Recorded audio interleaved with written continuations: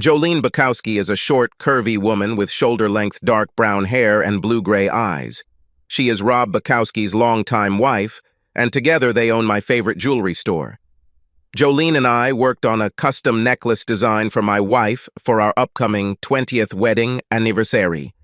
I bought a large piece of malachite, a turquoise stone not often found in large pieces, at a custom stone store, and Jolene and I were figuring out how to set the egg-shaped stone to make it really pop. I was 9 months away from my 20th anniversary, but I'm one of those people who likes to finish important things early. I thought 20 years of marriage was a long time, and I wanted my gift to reflect that. I work as a forensic accountant and make good money, so it was easy for me to spend $4,200 on this gift. My wife certainly deserved it. We've had a wonderful marriage for over 19 years, and since we're both in our 40s, I think the best is yet to come. Both of our daughters are set to go to college within the next 3 years, and we have discussed all sorts of things we could do as empty nesters. We loved raising our children, but we were also looking forward to this new and exciting phase of our lives. Jolene said the necklace would take 4 months to complete. We agreed on an advance of half the amount I paid. She hugged me, and I returned to my office feeling like the cat that ate the canary and the sparrow for dessert. As promised, the necklace was ready 4 months later. The 14-karat gold braided chain matched the stone and setting perfectly. Jolene didn't even bother asking if I wanted it in any case. I bought enough stuff there for us to discuss the lack of packaging. On the way home, I called our favorite high-end Italian restaurant and made a reservation for our anniversary night. This meant that I would have to wait another 5 months, but I was fine with that. Everything was ready. Spring in the Midwest is a wonderful time when everything starts to come alive and green after months of cold and mostly gray days. As I drove home, I thought about getting the mower out of the garage next weekend and tidying up the lawn around the house. I briefly thought about asking my daughters to help me, but quickly dismissed the idea. There's no way in hell 2 teenage girls would miss a beautiful spring weekend helping their dad with yard work. I chuckled to myself at my insanity as I squeezed my car into the garage next to my wife's. Speaking of girls, I noticed that Mo's car wasn't parked in its usual spot at the entrance. I wondered absently if Jude was with her. Walking in the door from the garage, there was no smell of dinner, which meant my wife and I would either go out to eat or I would be grilling. I really hoped it would be the latter. I love grilling, and I especially love grilled food. All grilled foods taste better. Tracy sat in the family room with a glass of white wine in her hand. She was still wearing the outfit she wore to work, which told me we were probably going to eat at a pretty nice restaurant. "Is Jude coming with us? Or is she going with Mo?" I asked my wife bluntly. "The girls will be with my parents until Sunday." "We need some adult time, King," she replied, taking a quick sip of wine. "I admit I was a bit of a pervert. My first thought was that we would have a romantic 2 days in bed, playing games. At 43, my wife still had beauty, forcing heads to turn wherever she goes, and bodies to match. However, the expression on Tracy's gorgeous face was far from playful. I stopped dead in my tracks, feeling a strong blow to my stomach. My mind began to race, trying to figure out which family members had died. "I want a divorce, Kingston," she said quietly but firmly. Somewhere in the depths of my brain there was an explosion. It seemed to me that I was frozen in place. An unknown number of seconds passed before my brain turned on again. "What?" I asked, meekly. I didn't say that my brain turned on full blast. "I want a divorce," she repeated in a strong, clear voice. I know that for a moment I was pretending to be a fish emerging from the water and gasping for air. "What?" I had no idea that we had any problems. "What the hell are you talking about?" I started quietly, but ended loudly. She didn't even flinch. She just continued to look straight at me, practically looking right through me. "Who is this woman?" I bought some time by going to my well-stocked liquor cabinet and hesitated a bit about what to choose. "So, let's see. Tequila. No, this is for joyful events, parties. Bourbon. No, too ordinary. Rye, This is a good strong whiskey. No, not serious enough for this situation. Scotch, single malt. Seriously. Very serious, I muttered, as if to myself. I poured the equivalent of 2 shot glasses and added 2 teaspoons of water to the glass. When he turned to his wife, her gaze turned fierce. Okay, task completed. Now we're both a little out of our element. What's going on, baby? We hardly spoke. I thought everything was fine. Even better than fine, I said. I love you, King, and always will, but I'm no longer attracted to you, she said. I want to feel attraction again, but I won't cheat on you. I need to get a divorce so I can be free and find someone I can fall in love with. I suddenly felt like I was going to throw up. Instead, I took a good sip of my Glenmorangie and felt the liquid move from my mouth, down my throat, and into my stomach. Out of the blue? That is, I understand that you don't want to cheat on me, but you want to end us without even giving us a chance to return? I asked. It's over between us, King. Why spoil the memory of what we had? From there, everything can only go downhill. And to answer your unasked question, there is no one yet. I wish we could remain friends. If we end this now, I think we can do this and have a mature divorce without all this antagonistic crap, Tracy said. Does this mean that you will be reasonable about alimony? I asked. And you understand that the girls would prefer to stay in the house with me? Yes, she said affirmatively. Tracy remained true to her word, at least regarding child support. However, I was surprised when I received a summons to the office on Monday morning. This meant that all this had been prepared for a long time. I was also a little disappointed that she arranged for it to be given to me at work. Considering we talked about it, I felt like she could serve me at home. This, of course, would have worked better if she wanted us to remain friends, as she claimed. The next day, I took a couple of hours off and took the documents to my lawyer, who was my boss's lawyer when he got divorced 5 years ago. She told me it was a good deal, and if I signed it, she could start working right away. In about 6 months, I'll be on the divorce statistics. Just like that. My daughters were as surprised by their mother's request as I was when we told them about Tracy's request for a divorce that Sunday morning after they returned home from her parents. What have you done, Dad? Mo practically shouted at me after Tracy shared her scoop. I expected a negative reaction, but was not ready for an attack, especially since I was not the initiator of this act. Not my doing, not my choice, not my fault, I said. Mo looked from me to her mother. Tracy lowered her eyes. This was the first time she didn't seem completely in control of the situation. Maureen, 18 years old and a high school student, was practically Tracy's double, both in appearance and behavior. She crossed her arms under her chest and glared at Tracy. As she had done many times before in our marriage, Tracy looked at me, expecting me to come to her aid with an explanation. I raised my eyebrows and raised my hands in surrender. Your circus, yours and the monkeys, I said. Tracy looked at both girls.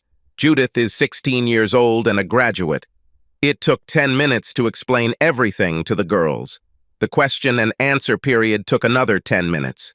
Excuses and apologies took another 5 minutes. Sorry, Dad. I guess I was too hasty, Mo said when Tracy was done. Then she turned back to her mother. What the hell are you, bitch? Did you just throw away almost 20 years of your life with the sweetest guy in the world? On a whim? This is a bad joke, right? She shouted at Tracy. Tracy stuttered and stammered. She explained everything to the girls, no better than to me. She repeated that she didn't cheat on me and didn't want to cheat on me. We continued to live in our house, with me staying in the guest room until the divorce was finalized. 2 weeks later, I received an unexpected call from my neighbor, John Regan, who lives 2 doors down from our house. Mo, Jude, and I had a couple of pizzas for dinner since Tracy was working late.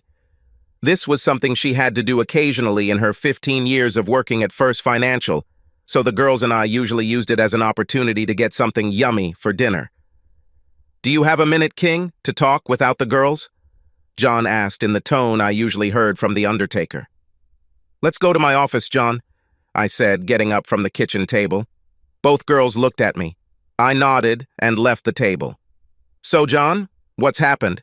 I asked. Are you and Tracy all right? Do you know what I mean? John asked, uncertainty. I knew exactly what John Regan was asking. I quickly discussed with myself whether I wanted to cover for my soon-to-be ex-wife. No, everything is not all right with us, I answered.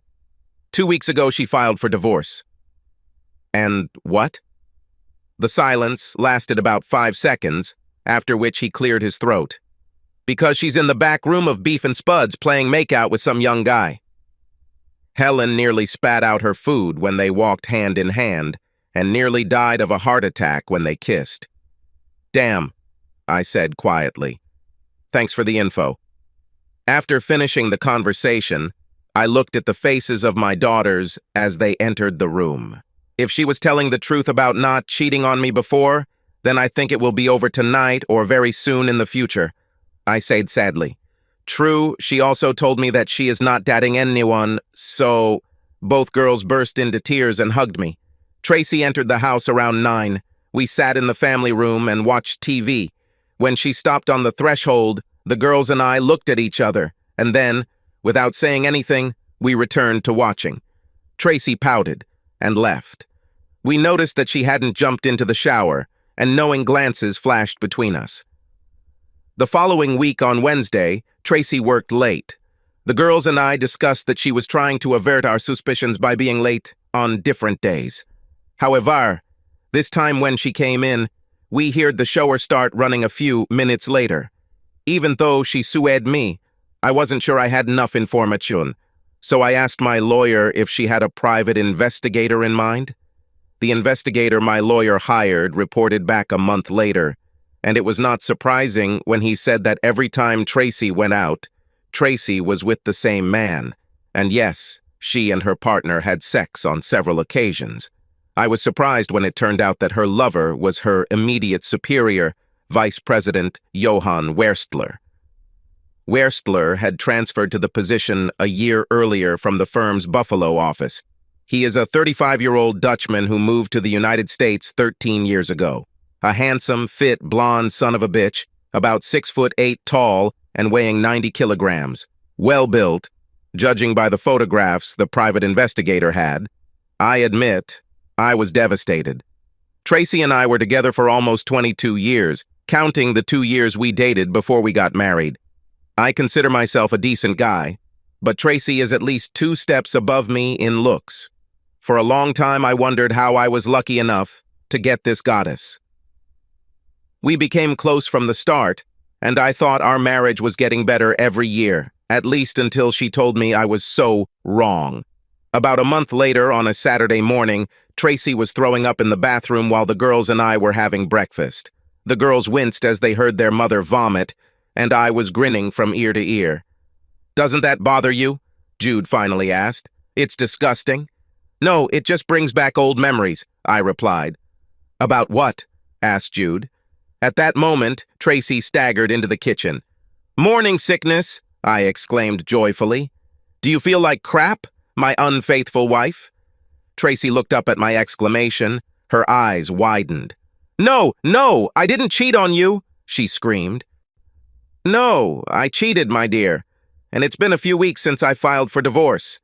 Technically, we are still married and will be for a few more weeks. That makes you both a liar and a whore, my dear wife. Besides, she's pregnant." Both of my daughters stared wide-eyed at their mother, who in turn stared at me wide-eyed. "Don't you remember how bad you felt with Jude?" I asked. "Oh, no." "I forgot," she replied. "Oh, God, Mom. Did you get knocked up by another man while you're still married to your dad? I'm glad I'm going to college soon.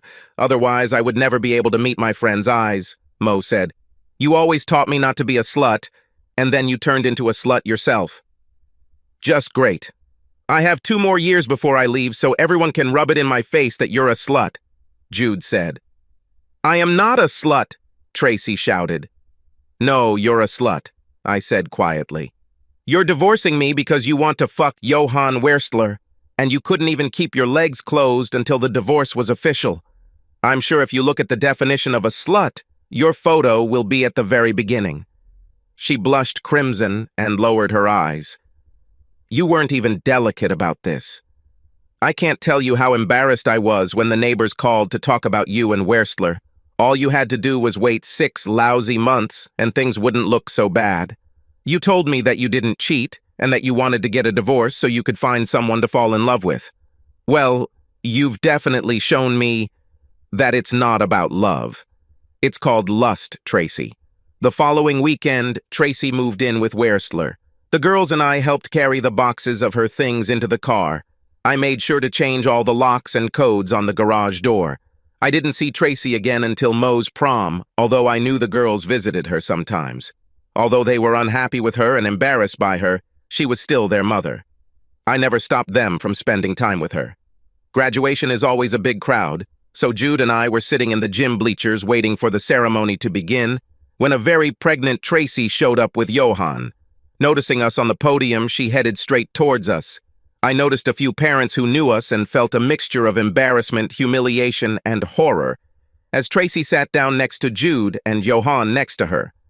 "Aren't we a nice little family?" I said to no one in particular, as the couple joined us. "We're just supporting our daughter Kingston," Tracy replied formally. She looked from me to Johan, and I knew what she was going to do. "Stop, Tracy. Don't you dare introduce him to me here in front of everyone. Believe me, I know who he is. He looks exactly like the pictures and videos I've seen," I growled. She looked at me with surprise and offense. "Do you have photos and videos?" "Oh my God, King, seriously?" she whined. "You started the game. I just played it to the best of my ability." "I needed to know exactly what I was up against," I replied. At this point, Jude raised her hand to the side in front of her face, effectively creating a barrier between Tracy and me so we couldn't see each other. "It's time for you two to act like adults around here," she warned.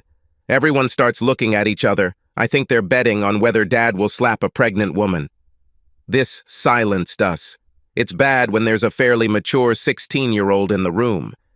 Tracy gave birth to her 3rd daughter a few weeks before Christmas. I didn't keep track of it, but Jude did. Johan called her a few minutes after the birth of her half-sister Maya. She was very excited and ran up to me to show me the photo. "Great," I said, trying to feign interest. Apparently, I didn't pretend well enough because I made her angry. "Great, Dad.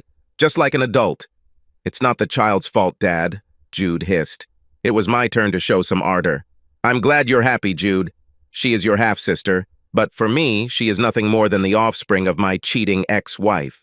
"Short and clear," I hissed in response. She blinked once, twice, 3 times, then wiped a tear from her face.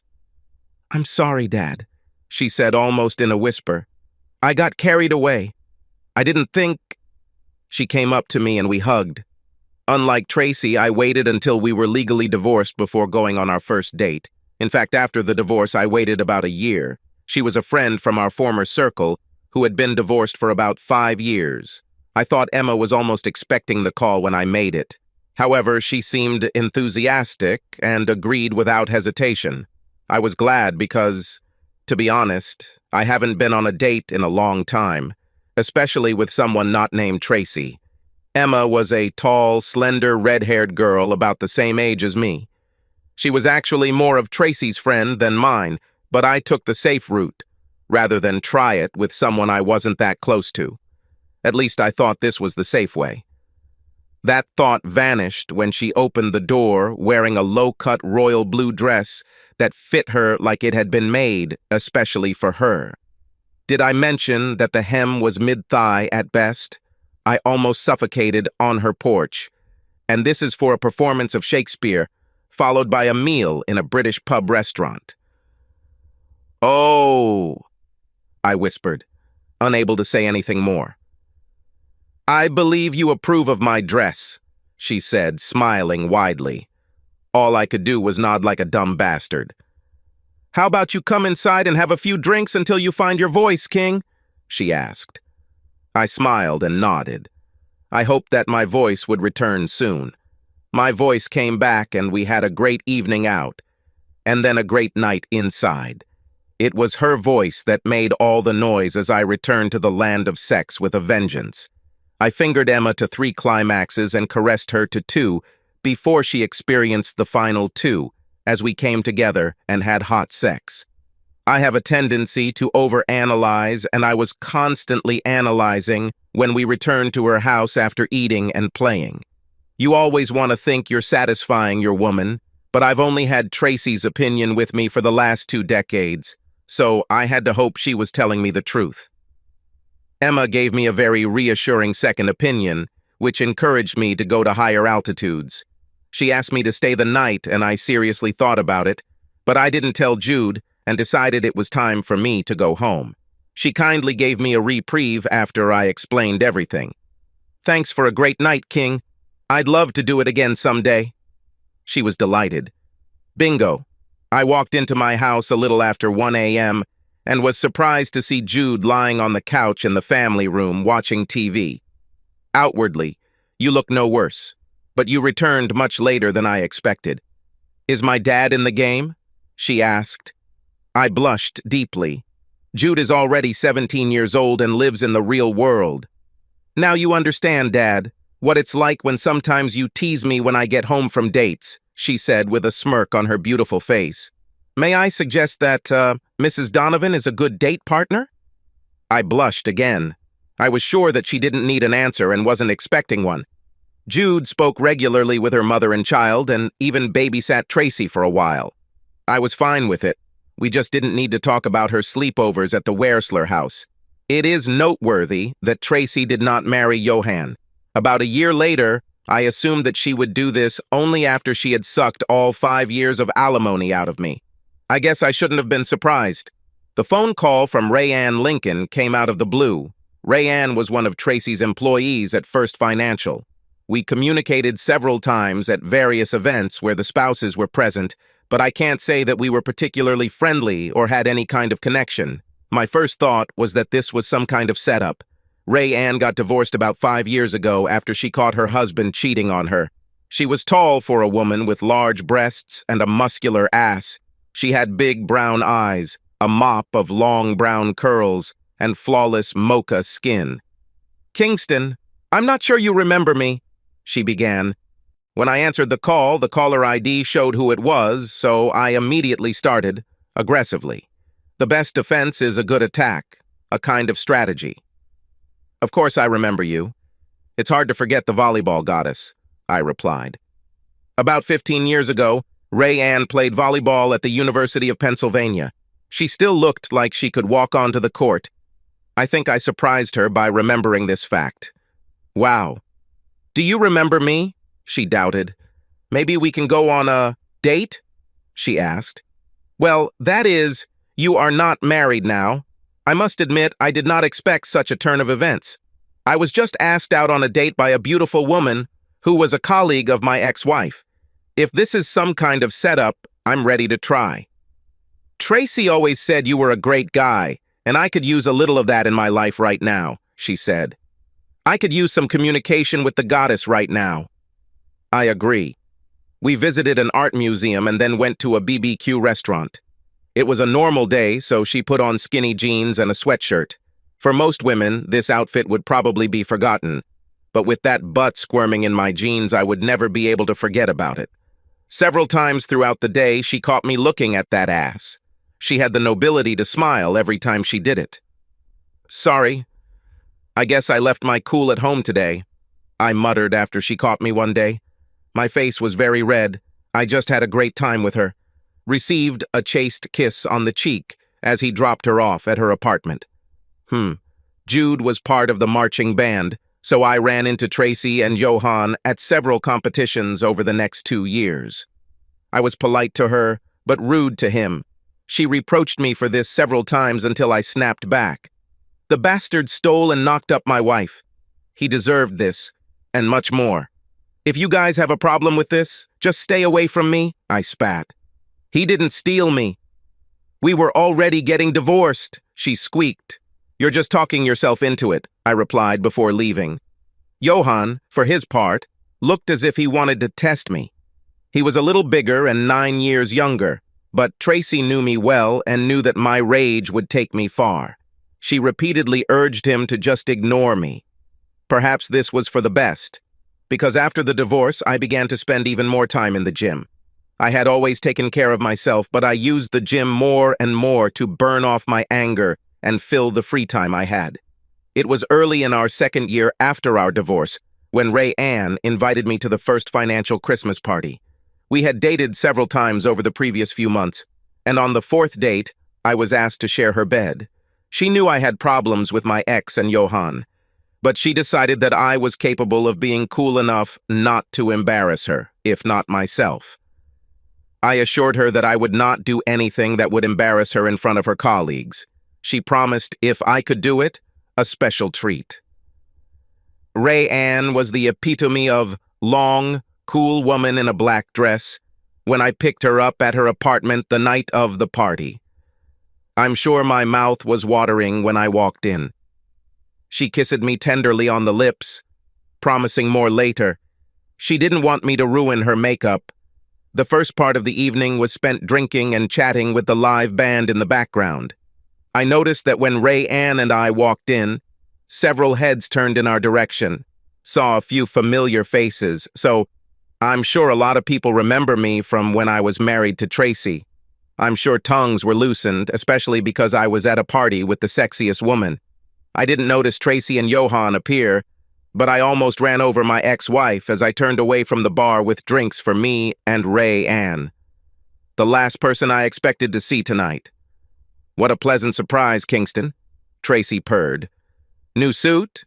You look very attractive. Thank you, Tracy. Yes, a new suit. I didn't want to look like a goofball being with Ray Ann. You look very good too, but then again, you always look like that. You've always been a gentleman and a good ass eater, Tracy said. Perhaps, but you know that I'm not a liar. I wouldn't say it if it weren't true, I replied. She actually looked good, maybe 5 kilos heavier than when we were married, but the extra weight gave her a curvier, more exciting look. Definitely a MILF. I apologized and walked around her, turning my attention back to all the heads watching our exchange. I found Ray Ann and handed her the drink. She accepted it and kissed me tenderly on the lips again. I wrapped my arms around her waist, then gently ran my hand over her curvy ass and back up to her waist. Behave yourself, she said in a stern but calm voice. Yes, ma'am, I said, being chastised accordingly. Dinner was followed by drinks, and then the room was rebuilt for dancing. 30 seconds on the dance floor showed me that Ray Ann can really dance. And I, at best, so-so. However, I enjoyed watching up close how all the parts of her body swayed. We stayed there for about 30 minutes before heading to a table to catch our breath and have a drink. While at the bar, I saw several men approach Ray Ann, and, to her credit, she turned them all down. The parade of guys slowed down but continued when I returned.